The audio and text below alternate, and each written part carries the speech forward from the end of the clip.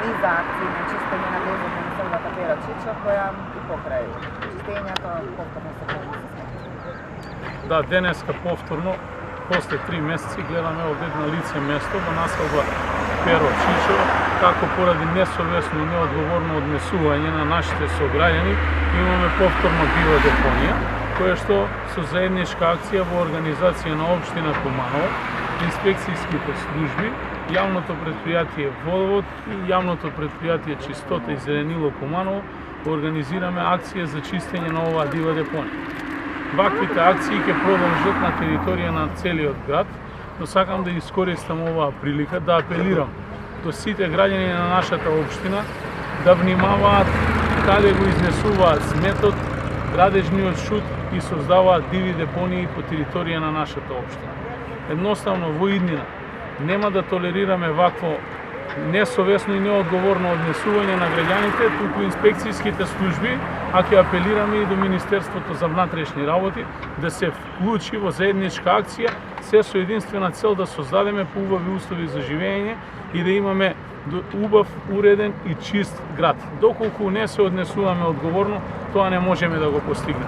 Овие граѓани кои што денес учествуваат во чистењето, тоест во оваа акција, сите овие вработени во јавните предпријатија, можат максимално да се заложат да го чистат градот, но за жал не можат да го исчистат тоа колку што може да се запрла од страна на самите недолично и несовесно однесување на граѓаните.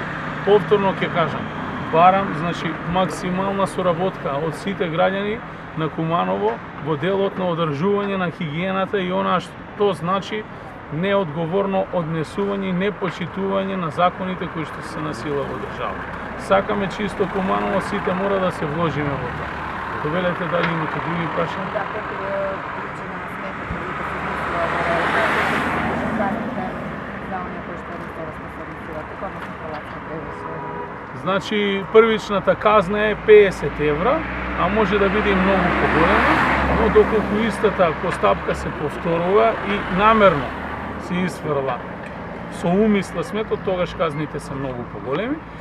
Инаку овде на лице место имаме над 300 кубици смет кои што треба да ги изнесеме и од оваа дива депонија. Вакви диви депонии има на повеќе локации во градот. Во следниот период ќе реагираме, како општина да ги исчистиме истите.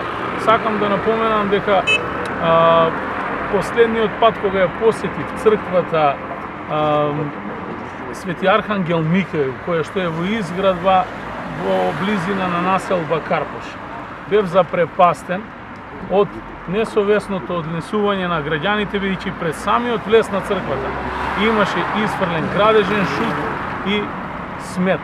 Што значи, што можеме да си дозволиме да и пред верските објекти изфрламе шут и недолично се однесуваме, тогаш се кажува само за нас колку се однесуваме неодговорно кон заедницата и кон општеството.